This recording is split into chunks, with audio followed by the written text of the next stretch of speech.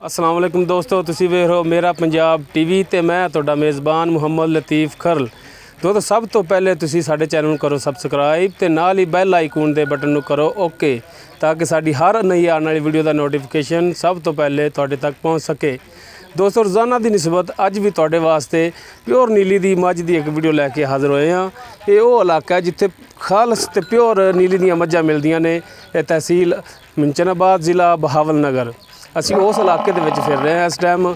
ਤੇ ਸਭ ਤੋਂ ਪਹਿਲੇ ਕੈਮਰਾਮੈਨ ਸਾਹਿਬ ਨੂੰ ਰਿਕੁਐਸਟ ਕਰਾਂਗੇ ਕਿ ਉਹ ਮੱਝ ਕੈਮਰਾ ਨਜ਼ਦੀਕ ਕਰਕੇ ਤੇ ਤੁਹਾਨੂੰ ਦਿਖਾਣ। ਆਓ ਜੀ ਕੈਮਰਾਮੈਨ ਸਾਹਿਬ। ਮਾਸ਼ਾਅੱਲਾ ਮੱਝ ਦਾ ਮੂੰਹ ਵੇਖੋ, ਕਾਲਾ ਸ਼ਾਹ ਮੂੰਹ, ਕਾਲੇ ਸਿੰਘ, ਕੁੰਡੇ ਸਿੰਘ, ਕਾਲੀਆਂ ਅੱਖਾਂ, ਬੜਾ ਉੱਚਾ ਤੇ ਲੰਮਾ ਕੱਦ। ਤੇ ਤਕਰੀਬਨ ਮੇਰੇ ਤੋਂ ਵੀ ਕੋਈ 2 ਇੰਚ ਉੱਚਾ ਹੀ ਹੋਣਾ ਇਹਦਾ ਕੱਦ। ਤੇ ਇਹਦਾ ਵਾਨਾ ਵੇਖੋ ਤੁਸੀਂ ਕੈਮਰਾਮੈਨ ਸਾਹਿਬ ਨਜ਼ਦੀਕ ਕਰਕੇ। ਗਿੱਠ ਵਿਰਲਾ ਥਣਾਂ ਦੇ ਵਿੱਚ ਮੁੱਠ ਪਰ ਥਣ, ਇਹਨੂੰ ਕਹਿੰਦੇ ਨੇ ਵਾਨਾ। ਚਾਰੇ ਹਿੱਸੇ ਅਲੱਗਾ 1.5 ਫੁੱਟ ਵਾਨਾ ਬਾਹਰ ਨਿਕਲਿਆ ਹੋਇਆ। ਪੁੱਠਾ ਦਿਖਾਓ ਜੀ, ਪੁੱਠਾ ਦੇਖੋ ਇਹਦਾ।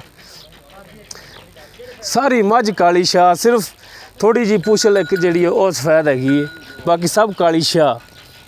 ਐਡੀ ਪਿਆਰੀ ਤੇ ਐਡੀ ਸੋਹਣੀ ਮੱਝ ਮੇਰੇ ਖਿਆਲ 'ਚ ਆਪਣੇ ਪੰਜਾਬ ਦੇ ਵਿੱਚ ਹੋਰ ਕਿਸੇ ਜਗ੍ਹਾ 'ਤੇ ਨਹੀਂ ਮਿਲਣੀ ਜਿਹੜੀ ਇਹ ਮੱਝ ਹੈ। ਬਹੁਤ ਮਾਸ਼ਾਅੱਲਾ ਉੱਚਾ ਤੇ ਲੰਮਾ ਤੇ ਚੌੜਾ।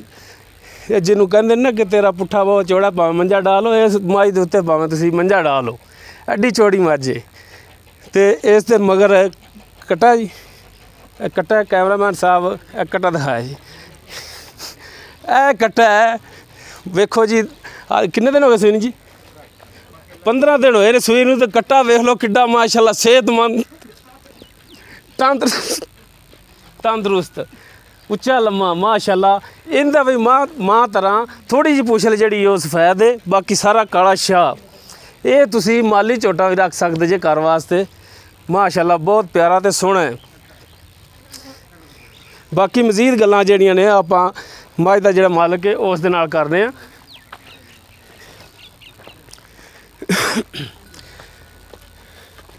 अस्सलाम वालेकुम जी। वालेकुम सलाम। ਕੀ ਹਾਲ ਸਰ? ठीक ठाक। ਤਬੀਅਤ ਸੇ ਠੀਕ ਹੈ? ਕੀ ਨਾਂ ਹੈ ਜੀ ਆਪਣਾ? गुलाम रसूल। ਗੁਲਾਮ ਰਸੂਲ ਸਾਹਿਬ। ਇਹ ਘਰ ਦੀ ਹੈ ਜਾਂ ਤੁਸੀਂ ਕਿਰੋ ਖਰੀਦ ਕੀਤੀ ਸੀ? घर दी है। ਘਰ ਦੀ कट्टी पाली। ਅੱਛਾ, ਕੱਟੀ ਲੈ ਕੇ ਪਾਲੀ ਸੀ। जी हाँ। ਇਹ ਕਿੰਨਵਾਂ ਸੂਆ ਜੀ ਇਹਨਾਂ? ਦੂਸਰਾ ਸੂਆ। ਤੇ ਇਸ ਤੋਂ ਪਹਿਲਾਂ ਜਿਹੜਾ ਸੂਆ ਸੀ ਉਹਦੇ ਵਿੱਚ ਕਿੰਨਾ ਦੁੱਧ ਦਿੰਦੀ ਸੀ? ये दिंदी रही 25 लीटर। 24-25 ਲੀਟਰ। ਹੁਣ ਇਹਨੂੰ ਹੋ ਗਏ ਨੇ 18-19 ਦਿਨ ਹੋਏ ਨੇ। 15 ਦਿਨ ਹੋਏ ਨੇ ਸੂਈ ਨੂੰ। अजे हुण मैडन मैं शुरू। ਹੁਣ ਹਾਜ਼ਰ ਟਾਈਮ ਇਹਦਾ ਦੁੱਧ ਜਿਹੜਾ ਉਹ ਕਿੰਨਾ ਹੈ? हुण 22 लीटर। 22 ਲੀਟਰ ਹੁਣ ਦੇ ਰਹੀ ਹੈ 2 ਟਾਈਮ ਦਾ। जी हाँ। ਠੰਡਾ ਕਰਕੇ, हाँ ठंडा करके, ਝੱਗ ਮਾਰ ਕੇ। जग मार के।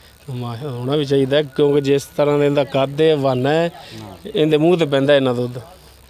ਮਜ਼ੀਦ ਇਹ ਦੁੱਧ ਹੋਰ ਵਧਣ ਦੇ ਚਾਂਸ ਵੀ ਵਧੇਗੀ 1 ਮਹੀਨੇ ਤੋਂ। ਜਦੋਂ ਮਹੀਨਾ ਹੋ ਗਿਆ ਨਾ ਪੂਰਾ, ਹਾਂਜੀ, ਫਿਰ ਦੁੱਧ ਵਧੇਗੀ। ਸਹੀ ਹੋ ਗਿਆ। ਅਗਰ ਕਿਸੇ ਦੋਸਤ ਭਰਾ ਨੇ ਖਰੀਦਣੀ ਹੋਵੇ ਤੇ ਇਹਦੀ ਕੀ ਪ੍ਰਾਈਸ ਹੋਵੇਗੀ? ਪਿਆਰ ਮੁਹੱਬਤ ਕਰਕੇ ਦੱਸਣਾ ਤੁਸੀਂ।